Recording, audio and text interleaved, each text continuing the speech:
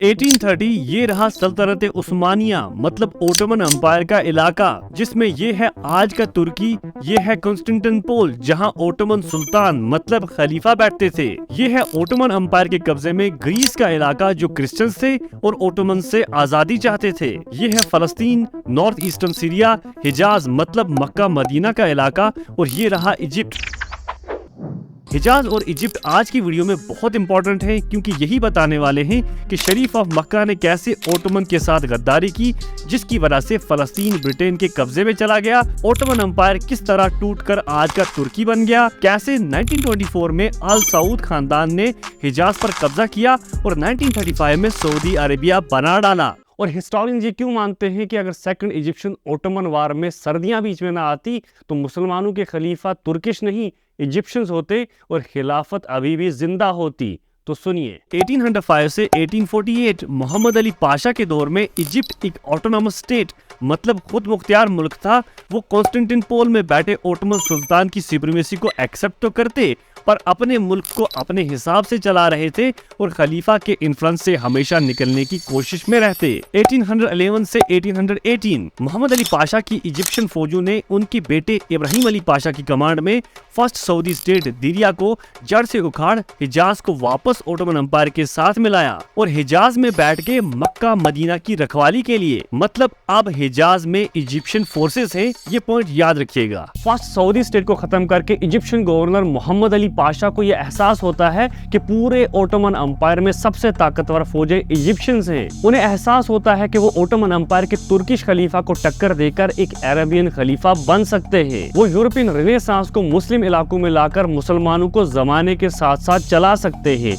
और वो सही थे क्योंकि तुर्की सुल्तान की खिलाफत में मुस्लिम ममालिक एग्रीकल्चर बन गए थे और साथ में बैठे यूरोपियन कंट्रीज रेनेसांस की मदद से इंडस्ट्रियल, और ये वजह मुस्लिम्स को पीछे की तरफ धकेल रही थी और इजिप्शियन गवर्नर मोहम्मद अली पाशा ये नहीं चाहते थे। 1825 ओटोमन सुल्तान ग्रीक में लोकल अपराइजिंग को सप्रेस करने के लिए फिर से मोहम्मद अली पाशा को हुक्म देते हैं और बदले में क्रीट, साइप्रस और मोरिया मतलब आज का पेलोपोनीज उनके हवाले करने का वादा करते हैं। मोहम्मद अली पाशा के बेटे इब्राहिम अली पाशा समुद्र के रास्ते ग्रीस में पहुंचते हैं और 10 माह के अंदर ग्रीस अपराइजिंग को बड़े आराम से सप्रेस करने में कामयाब हो जाते हैं। सितंबर 1827 रशिया, ब्रिटेन और फ्रांस अपने लोगों के दबाव में आकर ग्रीस जो एक क्रिश्चियन इलाका था उनकी मदद के लिए आ पहुंचते हैं। रिजल्ट अक्टूबर 1827 बैटल ऑफ नवेरिनो, वो इब्राहिम अली पाशा की फौजों को ग्रीस से बाहर निकालने में कामयाब हो जाते हैं। ग्रीस से वापस आने के बाद इब्राहिम अली पाशा सीरिया की तरफ रुख करते हैं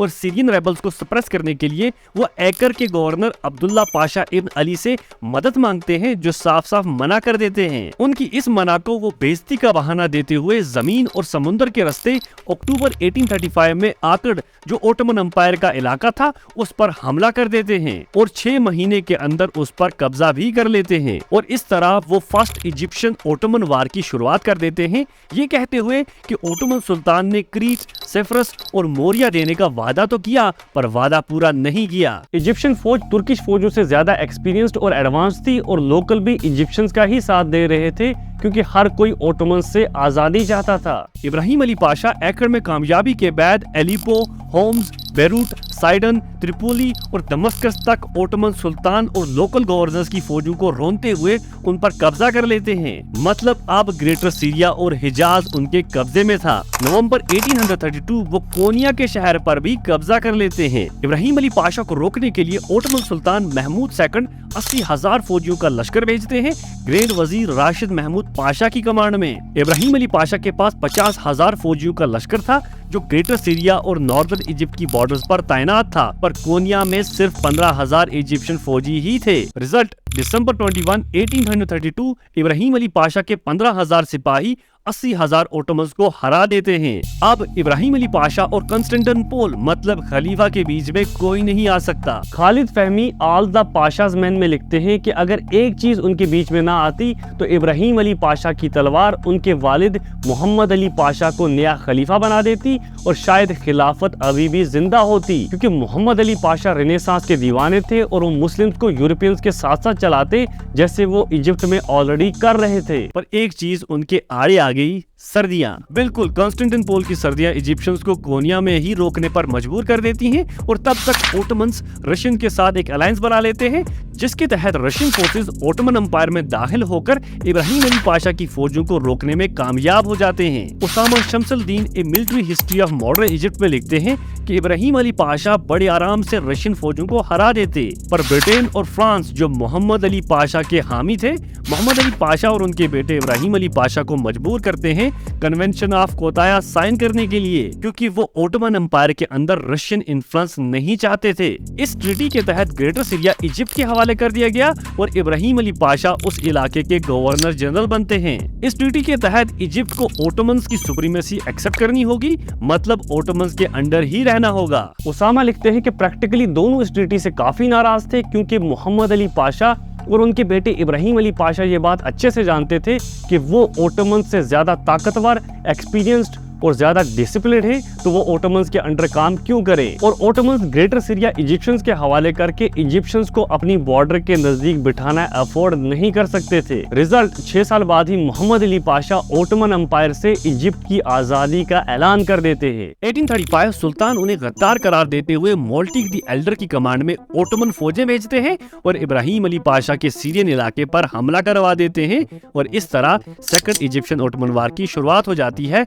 इसे सीरियन वार भी कहा जाता है क्योंकि ये सीरिया के अंदर ही लड़ी गई। जुलाई 1940 ओटोमन फौजें इब्राहिम अली पाशा के सामने घुटने टेक देती हैं। ब्रिटेन, ऑस्ट्रिया और बाकी यूरोपियन ताकतें ओटोमन को फिर से बचाने के लिए इंटरफेयर करते हैं और सीरिया में बैठे इब्राहिम अली पाशा के इजिप्ट के साथ समुद्री सप्लाई को कट कर देती हैं, जिसकी वजह से वो कमजोर पड़ जाते हैं और सितंबर टू नवंबर 1940 बैरूट और एकड़ पर ब्रिटेन कब्जा कर लेता है। 27 नवंबर 1840 इब्राहिम अली पाशा को मजबूरन दी कन्वेंशन ऑफ अलेक्जेंड्रिया नामी ट्रीटी साइन करनी पड़ती है, जिसके तहत अब उन्हें सीरिया पर अपना हक खत्म करना होगा और वो सिर्फ इजिप्ट के ही गवर्नर बनकर रह जाएंगे। 1948 इब्राहिम अली पाशा की मौत हो जाती है और उसके 1 साल बाद ही 1949 में उनके वालिद मोहम्मद अली पाशा की भी मौत हो जाती है। और इन दोनों के बाद जितने भी इजिप्शियन गवर्नर्स आए वो सारे के सारे निकम्मे और नालायक निकले, जैसे कि इब्राहिम अली पाशा के बेटे इस्माइल अली पाशा, जिन्होंने कर्जे में डूबने की वजह से इजिप्ट को लगभग यूरोपियंस के हवाले कर दिया था। कट टू 1882 आखिरी नालायक इजिप्शियन गवर्नर्स की वजह से ब्रिटेन इजिप्ट पर कब्जा कर लेता है। 1882 अब ओटोमन एम्पायर का मैप ये रहा, मतलब ओटोमन एम्पायर विदाउट इजिप्ट, यानी कि निहायत ही कमजोर ओटोमन एम्पायर। अरब इलाकों के लोग ऑलरेडी ओटोमन से आजादी चाहते थे और तभी 1908 में हिजाज रेलवे, जो दमस्कस को मदीना से कनेक्ट करता था, कंप्लीट होता है, जिसको बनाने के लिए ओटोमन सुल्तान ने फ्रांस और जर्मनी से इमदाद लिया था। पॉइंट नंबर 1, मस्जिद अल अक्सा और मक्का मदीना जैसे पाक जगहों को जोड़ने के लिए गैर मुस्लिम ममालिक से एड लेना। पॉइंट नंबर 2, ये रेलवे हिजाज में ओटोमन आर्मी लेकर आता है, जो हिजाज के लोकल एडमिनिस्ट्रेशन और कल्चर में काफी इंटरफेयर करते हैं। पॉइंट नंबर 3, आखिरी तुर्की सुल्तान अरब लोगों को सेकंड क्लास सिटीजन का दर्जा देते हैं, जो अरब्स के लिए काफी ह्यूमिलेटिंग था। दमस्कस के इमाम मोहम्मद आरिफ हिजाज रेलवे में नॉन मुस्लिम्स की एड को जस्टिफाई करने की कोशिश भी करते हैं, पर तब तक बहुत देर हो चुकी थी। कट टू 28 जुलाई 1940 फर्स्ट वर्ल्ड वार की शुरुआत होती है और ओटोमन एम्पायर जर्मनी और ऑस्ट्रिया हंगरी का साथ देते हुए वर्ल्ड वार में हिस्सा लेते हैं। गौर से सुनिएगा, 19 फरवरी 1915 से 9 जनवरी 1916 दी गैलोपी कंपेनियन, एक मिलिट्री कंपेनियन जो ब्रिटेन और ओटोमन एम्पायर के बीच हुई, जिसमें ब्रिटेन बुरी तरीके से हार जाता है। इस जंग में हारने के बाद ब्रिटेन को ये रियलाइज होता है कि ओटोमन्स उतने भी कमजोर नहीं हैं जितना उन्होंने उन्हें समझ रखा है और ओटोमन्स को हराने के लिए उन्हें और एलाय चाहिए, खासकर अरब्स। 1915 के दौरान ओटोमन एम्पायर के अरेबिक बोलने वाले इलाकों में एक अरब नेशनलिस्ट जज्बात जागते हैं, मतलब अपने एक अलग से अरब मुल्क बनाने का ख्वाब जो ओटोमन्स के असर व वसूक में ना हो। और इस अरब कौम परस्ती को लीड कर रहे थे हिजाज के गवर्नर हुसैन बिन अली और उनके 3 बेटे अली, अब्दुल्ला और फैसल। हिजाज के governor Hussain bin Ali Ottoman से आजादी चाहते थे, हिजाज के बादशाह बनकर खुद खलीफा बनना चाहते थे, क्योंकि वो मुस्लिम्स के आखिरी प्रॉफिट मोहम्मद सल्लल्लाहु अलैहि वसल्लम के खानदान से थे। ब्रिटिशर्स ओटोमन एम्पायर को कमजोर बनाने के लिए हिजाज में ओटोमन्स के खिलाफ बगावत की साजिश करते हैं, जिसे अरब रिवॉल्ट कहा गया। اور اس بغاوت کو انجام دینے کے لیے حجاز کے گورنر حسین بن علی کو ایجپٹ جو اب برٹن کے قبضے میں تھا اس کے کمشنر ہنری میک موہن جولائی 1915 سے مارچ 1915 کے بیچ شرطوں سے بھری 10 لیٹرز لکھتے ہیں جنہیں میک موہن حسین کورسپونڈنس کہا گیا۔ ان لیٹرز کے مطابق حسین کو حجاز میں اوٹومنز کے خلاف بغاوت لانی تھی تاکہ وہ ورلڈ وار میں کمزور پڑ جائیں اور ہار جائیں، اور اس کے بدلے ورلڈ وار ختم ہونے کے بعد برٹن اور باقی یورپین پاورز حجاز کی انڈیپینڈنس کو ریکوگنائز کرتے ہوئے نارتھ میں اڈانا سے ایسٹ میں سیریا تک اور ساؤتھ میں انڈین اوشن تک کا علاقہ حجاز کے حوالے کر دیں گے اور اسے پروٹیکشن اور اسسٹنس بھی دیں گے۔ اور اسی کے ساتھ ساتھ دسمبر 1915 میں برٹشرز نے ایمریٹ آف نجد مطلب آج کے سعودی عربیہ کے کنگ عبدالعزیز ال سعود کے ساتھ ٹریٹی آف ڈیرین بھی سائن کی تھی۔ اس ٹریٹی آف ڈیرین کے تحت ال سعود خاندان اب برٹشرز کی پروٹیکشن میں تھا اور اس کے بدلے میں سعودز کو ورلڈ وار میں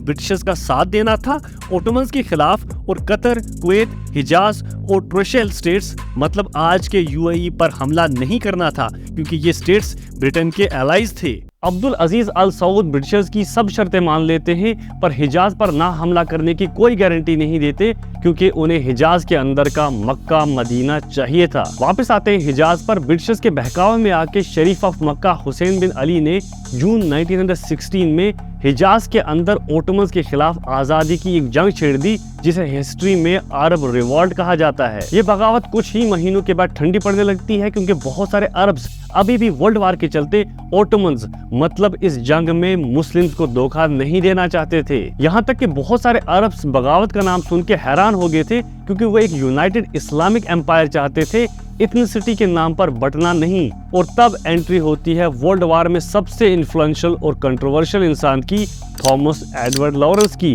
جنہیں لارنس آف عربیہ بھی کہا جاتا ہے۔ لارنس پیشے سے ایک آرکیولوجسٹ تھے جو ایجپٹ، سیریا اور فلسطین جیسے علاقوں میں کئی سالوں سے آرکیولوجی کا کام کر رہے تھے اور ان علاقوں کے انہوں نے میپس بھی بنا رکھے تھے۔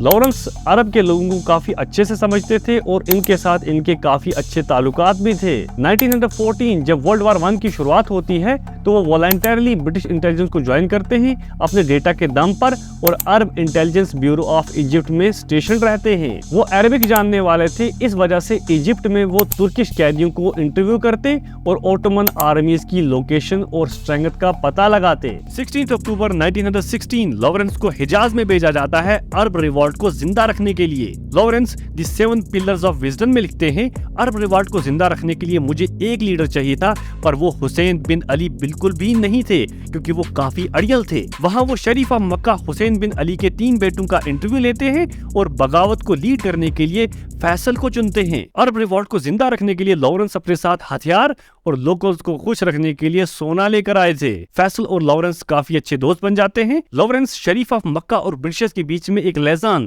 مطلب ایک دلال بن کر آئے تھے پر نہ صرف عرب ریوولٹ کے اصل آرکیٹیکٹ بنے بلکہ فیصل کا ساتھ دیتے ہوئے پرسنلی اوٹومنز پر ملٹری حملوں میں پارٹیسپیٹ بھی کیا۔ دسمبر 1916 فیصل اور لارنس عرب ریوولٹ کو پھر سے زندہ کرنے کے لیے پلان بناتے ہیں اور اس کی شروعات وہ حجاز کے ریلوے کو بلاک کر کے کرتے ہیں تاکہ اوٹومنز اس ریلوے کی مدد سے حجاز تک نہ پہنچ سکیں۔ لارنس اور فیصل کے دوارا اس بلاکیڈ کی وجہ سے مکہ مدینہ میں بیٹھے اوٹومن سپاہی بیماریوں اور سیریا سے ایسنشل سپلائز نہ پہنچنے کی وجہ سے مرنے لگتے ہیں، جس وجہ سے اوٹومن امپائر کو اپنے کئی سارے ریسورسز اور فوج حجاز ریلویز کو ریسٹور کرنے میں لگانے پڑتے ہیں جو ورلڈ وار میں ان کے لیے کافی نقصان دہ رہا۔ فیصل کی آرمی لارنس کی ایڈوائز اور اسسٹنس ہمیشہ مانتی تھی۔ جولائی 1917 فیصل اور لارنس کی کمانڈ میں عرب آرمی عقابہ پر قبضہ کر لیتی ہیں اور یہاں سے فیصل کی northern army general Allenby کے ڈائریکٹ کمانڈ میں ٹرانسفر کی جاتی ہے جو فیصل کی آرمی کو لارنس کے تھرو آرڈرز پاس کرتے ہیں۔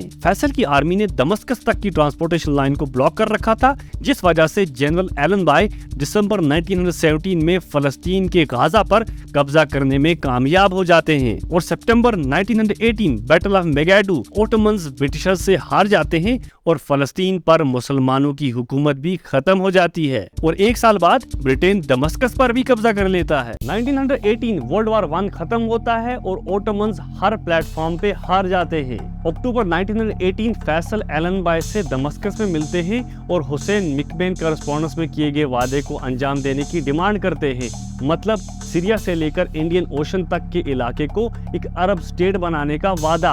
और यहाँ उन्हें बहुत बड़ा झटका लगता है जब उन्हें ये पता चलता है कि सीरिया फ्रांस को मिलेगा, शरीफ ऑफ मक्का को नहीं। असल में 1915 में हुसैन मिकमेन कॉरेस्पॉन्डेंस अंजाम में आया, जिसमें ब्रिटिशर्स ने शरीफ ऑफ मक्का से ये वादा किया था कि सीरिया से लेकर आज के यमन तक का इलाका हम आपको देंगे। और 1916 में फ्रांस और ब्रिटेन ने आपस में साइक्स-पिको नामी एक एग्रीमेंट साइन किया था, जिसके मुताबिक ओटोमन्स को हराने के बाद ओटोमन एम्पायर का इलाका वो आपस में बांट लेंगे। मतलब इस सारे वक्त वो शरीफ ऑफ मक्का और उनके बेटों को बेवकूफ बनाते रहे। लॉरेंस की मदद से फैसल जबरदस्ती दमस्कस में प्रोविजनल अरब गवर्नमेंट बनाते हैं और अपने आप को सीरिया का बादशाह ऐलान कर देते हैं। पर 1920 बैटल ऑफ माइसलून फ्रेंच फोर्सेस उन्हें दमस्कस से निकाल बाहर करती हैं और सीरिया पर फ्रांस कब्जा कर लेता है। Lawrence as a protest Britain के बादशाह से मेडल लेने से मना कर देते हैं और अखबारों में लगातार अरब की आजादी के बारे में लिखने लगते हैं। Cut to March 1921 Cairo conference,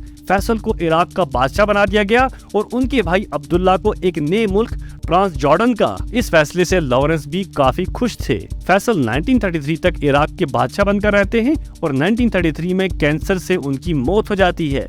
history में थोड़ा सा पीछे आते हैं। 1920 लीग ऑफ नेशंस मैंडेट के तहत ब्रिटेन फलस्तीन की रिस्पॉन्सिबिलिटी ले लेता है और अगले 10 सालों में 1 लाख से भी ज्यादा ज्यूज को फलस्तीन में बसा देता है। इस वीडियो में हम फलस्तीन पे ज्यादा बात नहीं करेंगे क्योंकि फलस्तीन इसराइल पे मैं इंशाल्लाह फ्यूचर में एक बड़ा वीडियो लेके आने वाला हूँ। अब शरीफ of Mecca Hussein bin Ali के साथ क्या हुआ, सुनिए। Point number 1, 1917 Balfour declaration, British government के द्वारा एक पब्लिक स्टेटमेंट जिसके तहत फलस्तीन को जीविश लोगों के लिए नेशनल होम बनाया जाएगा। Sharif of Mecca Hussein bin Ali as protest उसे रिजेक्ट करते हैं और इसके खिलाफ आवाज उठाते हैं, याद रखिएगा। Point number 2, June 1919 treaty of Versailles, Germany और एलाइड पावर्स के बीच में एक पीस ट्रीटी जो वर्ल्ड वार को रोकने के लिए थी।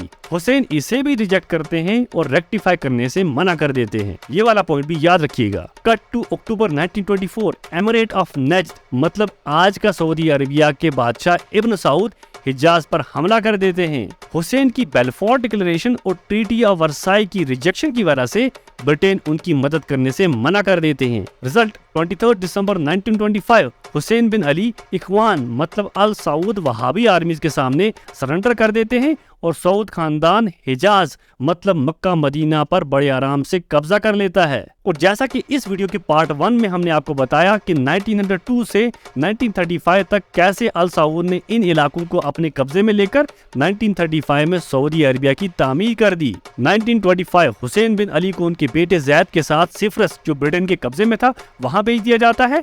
1930 में 79 साल की उम्र में उन्हें हार्ट अटैक आता है, जिसकी वजह से उन्हें अमान ट्रांस जॉर्डन में रहने की इजाजत दी जाती है और 1931 वहीं पर उनकी मौत हो जाती है। और फाइनली हुसैन बिन अली को जेरूसलम में बड़ी इज्जत के साथ दफना दिया जाता है। रिपब्लिक ऑफ टर्की वीडियो का आखिरी डिस्कशन मतलब वर्ल्ड वार 1 के बाद ओटोमन एम्पायर के साथ क्या हुआ और कैसे ओटोमन एम्पायर से आज का टर्की बना। वर्ल्ड वार 1 के बाद ये रहा ओटोमन एम्पायर का map. 30 October 1918 armistice of moods नामी एक ट्रीटी साइन की जाती है। ओटोमन्स एलाइड पावर के आगे सरेंडर कर देते हैं। इस एग्रीमेंट के तहत एलाइड पावर्स खासकर ब्रिटेन ओटोमन एम्पायर के किसी भी इलाके पर कभी भी कब्जा कर सकता है अगर उन्हें वो इलाके होस्टाइल लगे और उनकी सिक्योरिटी को वो चैलेंज करते होंगे। ओटोमन आर्मी और ओटोमन एयर फोर्स को सस्पेंड कर दिया गया। सारे पोर्ट्स, रेलवेज और इम्पोर्टेंट जगहें और अड्डे एलाइड पावर्स के हवाले कर दिए गए। इस एग्रीमेंट के फौरन बाद कॉन्स्टेंटिनोपल मतलब ओटोमन एम्पायर की कैपिटल पर एलाइड पावर्स खासकर ब्रिटेन कब्जा करना शुरू कर देते हैं। 10 अक्टूबर 1920 ट्रीटी ऑफ वर्साई जिसके तहत बचा हुआ ओटोमन एम्पायर मतलब आज का टर्की का बंटवारा किया जाएगा। कैसे, तो सुनिए। ये इलाका आर्मेनियंस को मिलेगा, Greece, France, Britain, Italy, international treaty और ये बचा हुआ इलाका तुर्किश लोगों का जिसकी कैपिटल रहेगी अंकारा। गौर से सुनिएगा, फिर से हिस्ट्री में 5 साल पीछे चलते हैं। फरवरी 1915 से जनवरी 1916 मतलब 1 साल तक वर्ल्ड वार 1 के दौरान ओटोमन आर्मी और एलाइड पावर्स के बीच में गैलीपोली पेनिनसुला पर एक जंग हुई जो हिस्ट्री में गैलीपोली कंपेनियन के नाम से मशहूर है। ओटोमन एम्पायर की फौजों को लीड कर रहे थे मिलिट्री कमांडर मुस्तफा कमाल Pasha.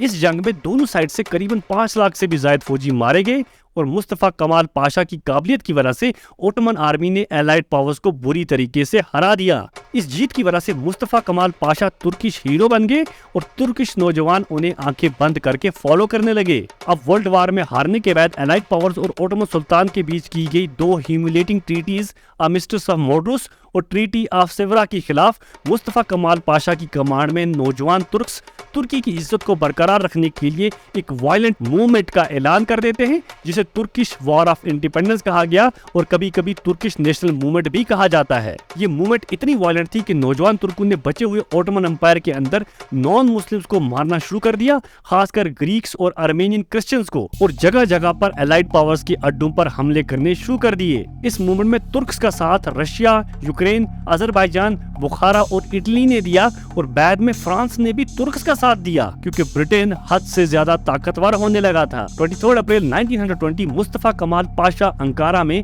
Grand national assembly of ترکی مطلب پارلیمنٹ اسٹیبلش کرتے ہیں اور اسے اوریجنل ترکش گورنمنٹ ڈکلیئر کرتے ہیں۔ فائنلی 24 جولائی 1923 ٹریٹی آف لوزین کے تحت ایلائڈ پاورز آج کی ترکی پر ایلائڈ فورسز کے قبضے کو رد کرتے ہیں، ترکی کو انڈیپینڈنٹ کنٹری ایکسپٹ کرتے ہیں اور ترکی سے نکلنا شروع کر دیتے ہیں۔ 4 اکتوبر 1923 آخری ایلائڈ فورسز ترکی سے نکل جاتے ہیں۔ 29 اکتوبر 1923 اس بچے ہوئے اوٹومن علاقے کو ریپبلک آف ترکی کا نام دیا جاتا ہے، جس کی کیپٹل انکارا تھی۔ 1 نومبر 1923 نیا ترکش پارلیمنٹ سلطنت مطلب خلافت کی پوسٹ کو ایبولش کرتے ہیں اور اس طرح 623 سال کا اوٹومن رول ختم ہوا۔ مصطفیٰ کمال پاشا ریپبلک آف ترکی کے پہلے پریزیڈنٹ بنتے ہیں۔ 1934 ترکش پارلیمنٹ مصطفیٰ کمال پاشا کو اتاتürk کے ٹائٹل سے نوازتے ہیں۔ اتاتürk مطلب فادر آف دا ترکس۔ 10 نومبر 1938 57 سال کی عمر میں ترکی کے فاؤنڈر مصطفیٰ کمال پاشا اتاتürk کی موت ہو جاتی ہے۔